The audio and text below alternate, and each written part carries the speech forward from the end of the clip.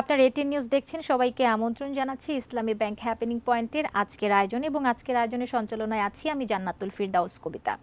দুর্ঘটনার রোধ কিংবা যানজট কমাতে রাজধানীতে এক এক সময় এক এক ধরনের পদক্ষেপ নেওয়া হয়, আপনারা যেমনটি জানেন। কোনো সময় বিআরটি, আবার কোনো সময় দেখা যায় ডিএমপি কিংবা সিটি কর্পোরেশন, কিন্তু তারপরও আমরা গণপরিবহন বিশৃঙ্খলা থেকে মুক্তি পাচ্ছি না। এই যে নৈরাজ্য, এই নৈরাজ্যটা কি চলতেই থাকবে? যানজট কমাতে সরকারের এত এত উদ্যোগ, তবু কেন সড়কে আমরা এর সুফল দেখতে পাই না? সমাধান আমরা কোথায় পাবো? এসব নিয়ে আজকে আমরা কথা বলার চেষ্টা করব আজকের হ্যাপেনিং পয়েন্টের আয়োজনে। আমরা আমাদের হ্যাপেনিং পয়েন্টের বিষয় আজকে নির্ধারণ করেছি পরিবহন নৈরাজ্য, এবং এই বিষয়ে কথা বলার জন্য আজকে আমরা আমাদের মাঝে স্টুডিওতে পেয়েছি ডক্টর এস.এম. সালেহউদ্দিন, গণপরিবহন বিশেষজ্ঞ। স্যার, শুরুতে আপনাকে স্বাগত জানাচ্ছি হ্যাপেনিং পয়েন্টের আয়োজনে। ধন্যবাদ। কেমন আছেন? আছি ভালো। আমরা পরিবহন নৈরাজ্য নিয়ে আজকে কথা বলবো। পরিবহনের যে নৈরাজ্য, সেটা তো বলছিলাম আপনাকে, বারবার বলার পরও কিন্তু সেটা তেমন কোনো সুফল আমরা দেখতে পাই না। এটা কমাতে আসলে উদ্যোগগুলো কি কি নেওয়া প্রয়োজন বলে আপনি মনে করেন? আপনাকে ধন্যবাদ। একটা চলমান একটা বিষয় নিয়ে আপনি আজকের অনুষ্ঠানটা আপনারা করছেন। এগুলো নিয়ে আমরা বিভিন্ন টেলিভিশন, বিভিন্ন মিডিয়াতে বারবারই কথা বলছি। এই যে নৈরাজ্য কথাটা, এখন অলরেডি নৈরাজ্যের ভিতরে আমরা চলে আসছি। তার কারণ হইল যে আমরা টোটাল এই ট্রান্সপোর্ট সেক্টরটাকে আমরা আজ পর্যন্ত একটা প্রো পিপল করতে পারিনি। আমরা ট্রান্সপোর্ট সেক্টরটাকে ট্রান্সপোর্টের জন্য যে ডিসিপ্লিনগুলো করা থাকা দরকার সেইটাও আমরা করতে পারিনি। এবং আপনার আমি বলবো যে আমাদের চাহিদা অনুযায়ী যেই ট্রান্সপোর্টের দরকার সেইটা যেমন নাই, আবার রাস্তা যা আছে সেই তুলনায় ট্রান্সপোর্টের সংখ্যা অনেক বেশি বেড়ে গেছে। অর্থাৎ একটার সাথে আরেকটার কোনো ধরনের সামঞ্জস্যতা নাই। আপনি যদি রাস্তায় নামেন, আপনার কাছে মনে হবে প্রচুর গাড়ি, আর যখন আপনি এর ডিমান্ডটা দেখবেন, ডিমান্ড দেখলে দেখবেন যে তার চেয়ে বেশি ডিমান্ড রয়ে গেছে।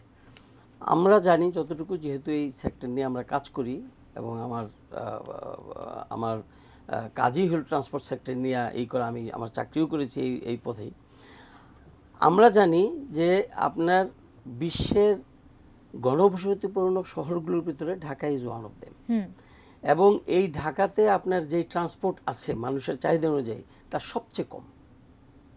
শুনতে আশ্চর্য লাগে যে সবচেয়ে কম ট্রান্সপোর্ট, আবার এদিকে আপনার রাস্তায় চলাচলের কোনো উপায় নাই। এর কারণ হলো, সবচেয়ে বড় হলো ল্যান্ড ইউজ প্ল্যানিংয়ের সাথে ট্রান্সপোর্ট প্ল্যানিংয়ের কোনো সামঞ্জস্যতা নেই।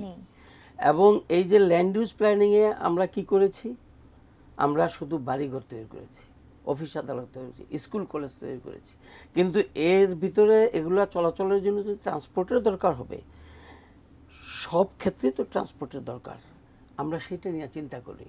সেই অনুযায়ী আমরা রাস্তাঘাট করিনি। আর রাস্তাঘাট যেগুলো করেছি সেগুলো সায়েন্টিফিক ওয়েতে আপনার ইন অ্যান্ড এক্সিটের বন্দোবস্ত আমরা করিনি। আমরা আপনি এমন এমন জায়গা আছে, আপনি দেখেন ঢাকা শহরে ইস্ট ওয়েস্ট রোডের যে কানেক্টিভিটি সেটা কিন্তু খুবই কম। আর নর্থ সাউথ ক্যাপাসিটি যেগুলো আছে বড় বড়, সেগুলো থেকে যেই গাড়িগুলা বিভিন্ন বিভিন্ন পকেটে বিভিন্ন জায়গায় যে ওরা ডিসপ্যাচ করবে, সেইগুলোর বন্দোবস্ত আমাদের এখানে খুব অত্যন্ত অপ্রতুল এবং সায়েন্টিফিক নয়, যার কারণে আপনার আজকে এই নৈরাজ্য হচ্ছে। এখন প্রশ্ন হলো যে আসলে কি আমরা কি সেই ওই আগের অবস্থানেই রয়ে গেছি? না, উন্নয়ন হয়েছে। উন্নয়ন কী হয়েছে? কিছু ইনফ্রাস্ট্রাকচার ডেভেলপমেন্ট হয়েছে। এই যে ইনফ্রাস্ট্রাকচার ডেভেলপমেন্ট হয়েছে, এর ফলে আবার কিন্তু একটা সবচেয়ে বড় আপনার বিপদও চলে আসছে। সেটা হলো যে আপনি সুযোগ সুবিধা ক্রিয়েট করার সাথে সাথে দরকার ছিল যে ঢাকা শহরে কত গাড়ির ক্যাপাসিটি থাকতে পারে। আমরা ক্যাপাসিটিতে হাত দিইনি। এর ফলে হয়েছে কি, যখনই আপনি এলিভেটেড এক্সপ্রেস হয়ে করে দিলেন, প্রথম কয়েকদিন দেখলেন খুব কম, এখন আবার দেখবেন আপনার বেড়ে গেছে। এই যে প্রতিদিন ঢাকা শহরে আপনার কয়েক শত গাড়ির রেজিস্ট্রেশন দেওয়া হচ্ছে, এগুলোর প্রতি সাবধানতা অবলম্বন করা একান্ত প্রয়োজন। আদারওয়াইজ হবে কি জানেন, কয়েকদিন পরেই আপনারা দেখবেন এই এলিভেটেড এক্সপ্রেস হয়ে আপনার জাম হয়ে গেছে।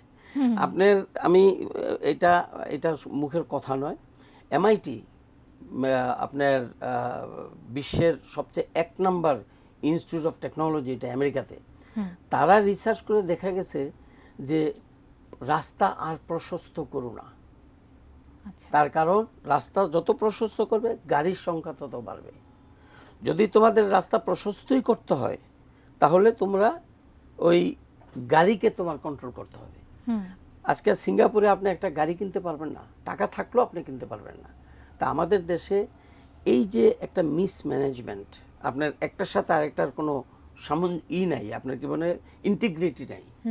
আমি রাস্তা করে দিলাম, আমি দেখেন এই যে মেট্রো, সবাই বলতেছে আরে বাপ রে বাপ, মেট্রো নিয়ে, মেট্রোতে কত মানুষ চড়ছে, কিন্তু কেউই বোঝে না যে এইটা আমাদের অ্যাকচুয়াল চাহিদা মিটাতে সক্ষম হবে না, আচ্ছা। এবং হচ্ছেও না। সুতরাং নৈরাজ্যের জন্য আপনার যেই কাজটা করতে হবে সেটি হলো সংশ্লিষ্ট ইনস্টিটিউশনগুলো, যেমন BRTA, RAJUK, city corporation, DTCA, এদেরকে আপনার সমন্বিতভাবে প্রচেষ্টা চালাতে হবে যে কিভাবে আমরা মানুষের চলাচলকে প্রো পিপল আমরা করতে পারি, এবং স্বল্প খরচে কিভাবে মানুষ তার গন্তব্যস্থলে পৌঁছতে পারে, এটার ব্যবস্থা নেওয়া। আচ্ছা, আপনি যেটি বলছিলেন যে আমরা রাস্তা যতই প্রশস্ত করি না কেন, আমাদের যদি ম্যানেজমেন্ট ঠিক না থাকে তাহলে আমরা রাস্তা প্রশস্ত করে কোনো লাভ নেই, যানবাহনের সংখ্যা আরও বাড়তেই থাকবে। একটু এবার যে বিষয়টাতে আসতে চাই, সড়কে যে গণপরিবহনগুলো চলে সেগুলো কিন্তু চলাচলের উপযোগী কিনা সেটা নির্ধারণ করা তো বিআরটি এর দায়িত্ব। যেখানে ব্যক্তিগত পরিবহনের ফিটনেস সার্টিফিকেট পেতে ঘাম ঝরাতে হয় তা ব্যক্তিগত গাড়ির যারা মালিক তাদেরকে, সেখানে ভাঙাচোরা ফিটনেস বিহীন গণপরিবহনগুলো রাস্তায় এত সহজে কিভাবে চলাচল করে, তারা কিভাবে আসলে চলাচলের অনুমতিটা পায়? ফাঁকফোকরগুলো আসলে কোথায় রয়ে যায়? এখানে দেখুন একটা জিনিস কি, যে আমরা কিন্তু সরকার বা আমরা যারা নাকি এই সাবজেক্টগুলো নিয়ে কাজ করি, আমাদের মূল উদ্দেশ্য থাকবে কিন্তু কমন পিপলের যাতায়াতের ব্যবস্থা করা। আচ্ছা। কমন পিপল বলতে সাধারণ জনগণ, যারা খেটে খাওয়া মানুষ, এবং আপনার যারা নাকি স্বল্প খরচে তারা তাদের গন্তব্যে পৌঁছতে পারে, এদের জন্যই কিন্তু ট্রান্সপোর্টের মেইন ইম্পর্টেন্সটা দেওয়া। আপনার ধরেন ওই সরকারি পর্যায়ে যারা নাকি ভালো ভালো পজিশনে চাকরি বাকরি করে, তাদের জন্য তাদের যে ট্রান্সপোর্টের ব্যবস্থা করেছে, এগুলো কমে যাবে যদি আপনি সাধারণ ট্রান্সপোর্টের উপর ইম্পর্টেন্স দেন। আমাদের সাধারণ ট্রান্সপোর্ট কোনটা? বাস। আমরা বাসের উপরে, আপনি বললেন যে লক্কর জক্কর বাস চলছে, আপনি কি করবেন? আপনি ভালো বাসও তাদেরকে দিতে পারছেন না। এর কারণ হইল যে যেভাবে বাস সিস্টেমটাকে ডেভেলপ করার দরকার ছিল, আমরা তো সেটা করছি না। আমরা মানে প্রপারলি চেষ্টাও করছি না।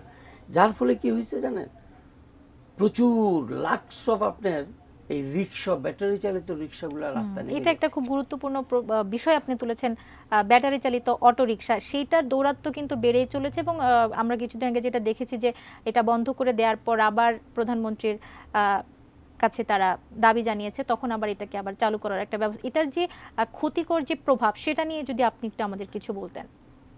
যাই হোক, আপনি যেহেতু মাস ট্রানজিটটা এখন বলছেন না, আমি এটা নিয়ে কথা বলি। এটা খুব দুঃখজনক একটা ঘটনা। এটা দুঃখজনক ঘটনা এই জন্য যে আপনার ব্যাটারি চালিত রিক্সা আমাদের এই শহরে আসার ফলে এখন আদার মোডস, যেগুলো নাকি সঠিক যানবাহন, যেমন বাস, গাড়ি, ছোট গাড়ি, কার, আপনার মাইক্রোবাস, এই গাড়িগুলো কিন্তু ব্যাটারি চালিত রিক্সার জন্য কিন্তু আপনার এগুলো চলতেও পারে না ঠিক মতো।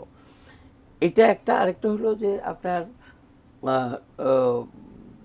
ব্যাটারি চালিত রিক্সা বা রিক্সাগুলো, এগুলো কিন্তু খুব কস্টলি। পার কিলোমিটার আপনার ধরেন 30 টাকার নিচে কিন্তু আপনার পার কিলোমিটার এই গাড়িগুলো চলে না। তো আপনি দেখেন এত হাই কস্টে রাস্তা জুড়ে এই গাড়িগুলো আপনার চলছে। এখন ব্যাটারি চালিত যে রিক্সাটা আসছে, এইটা খুব দ্রুত সরকারের একটা বন্দোবস্ত নিতে হবে, এবং এই ব্যাটারি ম্যানেজমেন্ট এবং এই ব্যাটারি চার্জিং এবং এই ব্যাটারিগুলোর আপনার যে যখন বাতিল হয়ে যায়, এগুলাকে আপনার মানে কার্টেল করা, মানে এগুলাকে বাদ দিয়ে দেওয়া, এই জিনিসগুলো খুব জটিল। এবং যার জন্য আজকে আপনি দেখেন গ্রামে আপনি যেতে পারবেন না, ছোট ছোট শহরগুলোতে হাঁটতে পারবেন না এই রিক্সাগুলোর জন্য। এই ব্যাটারিগুলো তারা যত্রতত্র ফেলে দেয় যখন এগুলো ব্যবহার অনুপযোগী হয়ে পড়ে, যার ফলে আজকে দেখেন আমাদের নদীতে মাছ নাই, আমাদের পুকুরে মাছ নাই, আপনার মানুষের ঘা পাঁচটায় ভরে যাচ্ছে। আপনারা যদি, আমি কয়েকদিন আগেও শুনেছি গাজীপুরের দিকে প্রচুর মানুষের শরীরে ঘা পাঁচড়া হচ্ছে। এগুলো ওয়ান অফ দ্য ফ্যাক্টর হলো এই ব্যাটারিগুলোকে পুয়ার ম্যানেজমেন্টের কারণে এগুলো হচ্ছে। বৃষ্টি বাদলের সাথে পানির সাথে এগুলা চলে যাচ্ছে আপনার রাস্তাঘাটের উপরে। এবং সবচেয়ে বড় কথা হলো যে as a mode of transport এইটার যে স্পিড যে চলে ব্যাটারি লাগানোর পরে, as a mode of transport এর চাকার যে ব্যাস এবং এই তিনটা চাকায় মাটিকে ধরে রাখার যে অ্যাডহেশন করার যে ক্যাপাসিটি থাকার কথা, সেটা কিন্তু এটা হচ্ছে না। হচ্ছে কি, যখনই সে ধরেন আপনি প্যাডেল চালিত রিক্সায় 12 কিলোমিটার 10 কিলোমিটার হাইয়েস্ট আপনি স্পিডে ওরা উঠাইতে পারে, একটা ম্যাক্সিমাম হলে ধরেন আপনার 15 কিলোমিটার, কিন্তু এরা তো 30-40 কিলোমিটারও আপনার উঠছে। এর ফলে হয়েছে কি, ওই গাড়িগুলো একটু ডান দিক বা দিক একটু হইলে কিন্তু ওরা উল্টে যাচ্ছে এবং আপনার প্রচুর অ্যাক্সিডেন্টে ব্যাটারি চালিত রিক্সা হচ্ছে। দুর্ঘটনার মাত্রাটা অনেক বেড়ে যাচ্ছে। এখন আপনি যে প্রশ্নটা আসছেন সেটার ভিতরে আমি আসতেছি। আপনি বলছেন যে এটা বন্ধ করা হয়েছিল, তারপর হঠাৎ করে মাননীয় প্রধানমন্ত্রী বলছেন চালানোর জন্য। মাননীয় প্রধানমন্ত্রীকে এই সিচুয়েশনে ফেলার জন্য আমরা সব দায়ী। আমরা কেন দায়ী সেই বিষয়টি আমরা জানবো। আমাদের একটা বিরতির সময় হয়েছে। দর্শক আমাদের সঙ্গে থাকুন। হ্যাপেনিং পয়েন্টের আয়োজনে আমরা আছি। গণপরিবহন নৈরাজ্য নিয়ে কথা বলছিলাম, ফিরে আসছি বিরতির পর।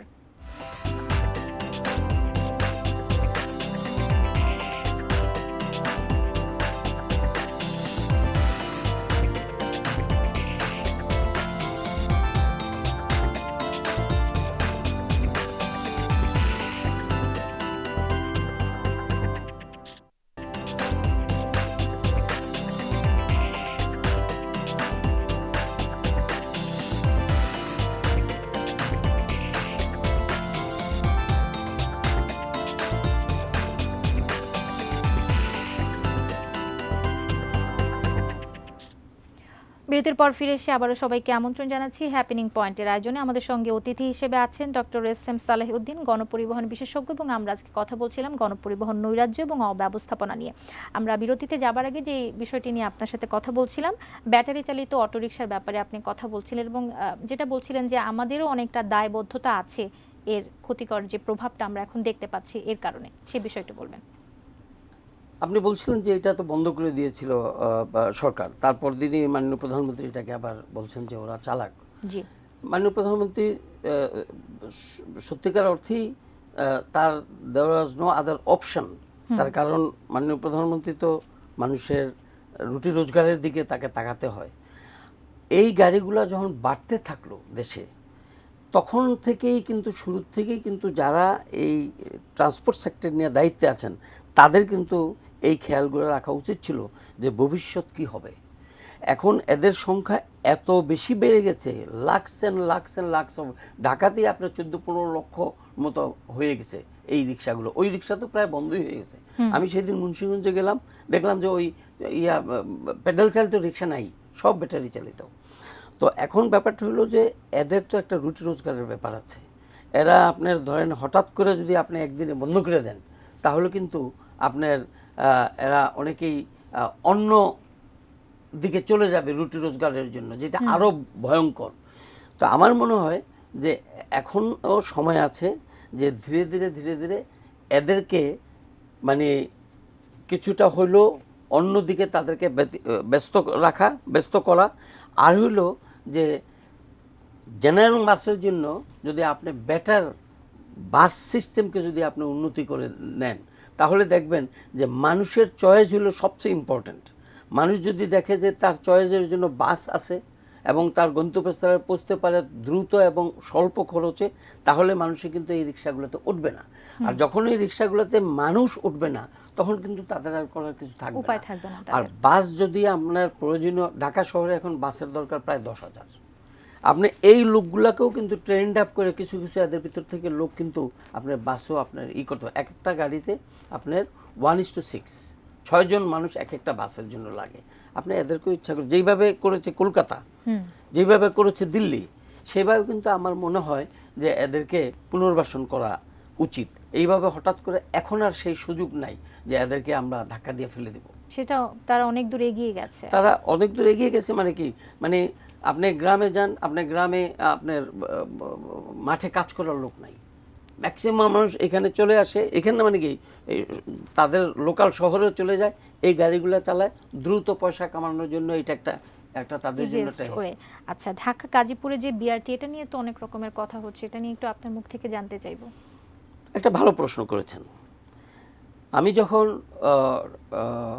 স্ট্র্যাটেজিক ট্রান্সপোর্ট প্ল্যান 2009-এর শেষের দিকে কি 10-এর শুরুতে আমি যখন এটা উপস্থাপন করি সরকারের নিকট, তখন আমাদের মাননীয় প্রধানমন্ত্রী শেখ হাসিনা মাত্র আপনি প্রধানমন্ত্রী হয়ে আসছেন। জি। আমি যখন এটা উপস্থাপন করি স্ট্র্যাটেজিক ট্রান্সপোর্ট প্ল্যান, তখন এই বিআরটি 3টা বিআরটি ছিল।